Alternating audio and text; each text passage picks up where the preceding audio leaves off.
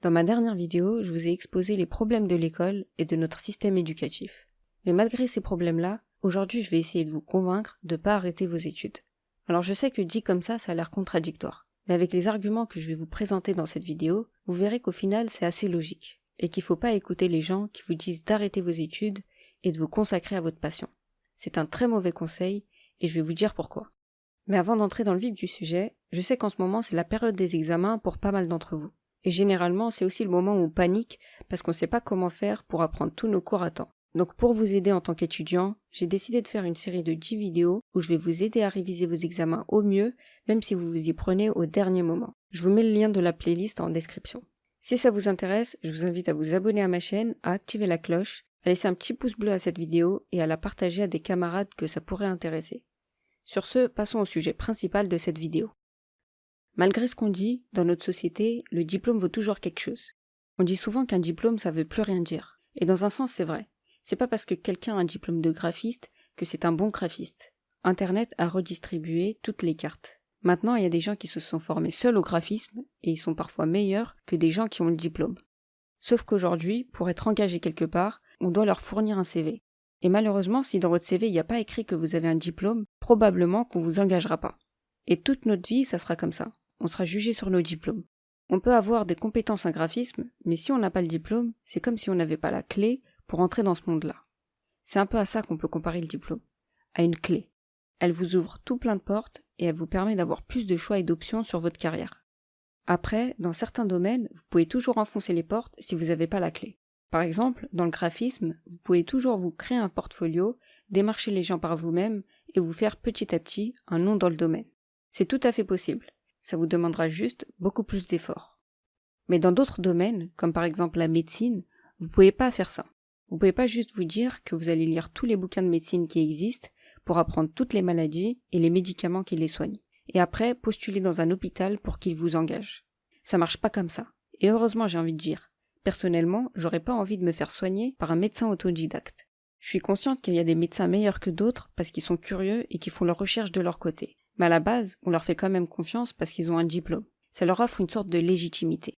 On sait que pour avoir ce diplôme, ils ont dû passer par plein de tests et être formés par d'autres médecins plus expérimentés qu'eux pour l'avoir.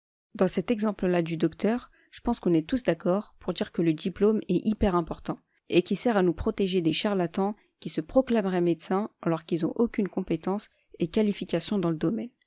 Mais évidemment, il y a plein d'autres métiers qui ne sont pas dans le même cas. Il y a des métiers dans lesquels on peut totalement se former et s'exercer par nous-mêmes. Sauf que le diplôme, en plus d'être la clé qui va vous aider à entrer dans le domaine qui vous intéresse, c'est aussi une sorte de preuve sociale. Il prouve à la société que vous avez investi un certain nombre d'heures à vous former et ça vous offre un statut. Si vous avez le diplôme de médecin, vous serez médecin toute votre vie. Même si après vous décidez d'être coach en méditation, vous serez médecin, coach en méditation.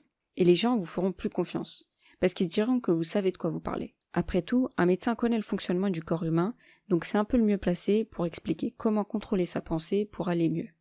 Par exemple, moi j'ai quelqu'un de mon entourage qui est ingénieur.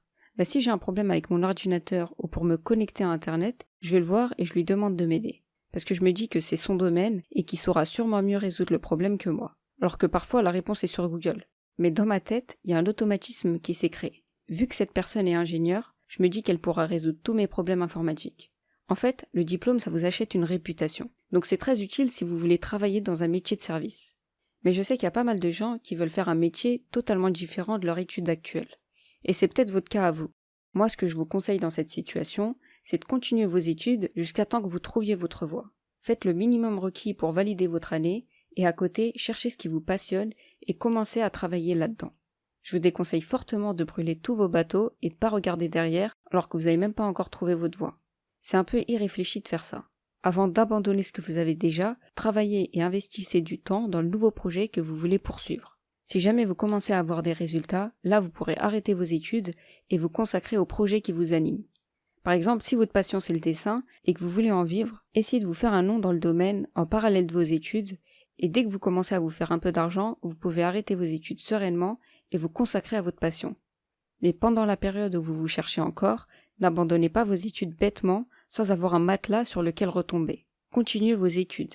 Je vous dis pas de réviser tous les jours 3 heures et être le major de votre promotion. Vous pouvez très bien valider vos examens en les révisant 2 semaines, voire 1 semaine avant l'échéance. Moi, c'est ce que je faisais et je m'en suis très bien sortie. Pourtant, Dieu sait à quel point j'étais pas là à réviser tous les jours. Au contraire, moi j'ai développé une méthode qui a toujours marché pour moi et qui me permettait de valider mes partiels en les révisant au dernier moment. Comme ça me permettait de travailler à côté pour me faire de l'argent tout en étant plus relax pendant l'année. Parce que je savais qu'à l'approche des examens, il me suffisait de planifier mes révisions avec ma méthode pour valider mes partiels. Cette méthode, je l'ai développée parce que je suis un peu une paresseuse et que j'aimais bien remettre les choses au lendemain. Et du coup, je me retrouvais très souvent à devoir réviser un semestre de cours entier en 2 semaines, voire en 5 jours avant l'échéance. Et plutôt que de bachoter, j'ai essayé de comprendre ce que les profs attendaient de moi aux examens et je leur donnais exactement ce qu'ils voulaient. Ce qui fait que je me retrouvais souvent avec des meilleures notes que des étudiants qui révisaient régulièrement. Parce que contrairement à moi, eux n'avaient pas fait l'effort de chercher ce que le prof attendait d'eux. Et ça, c'est une grosse erreur que beaucoup de gens font.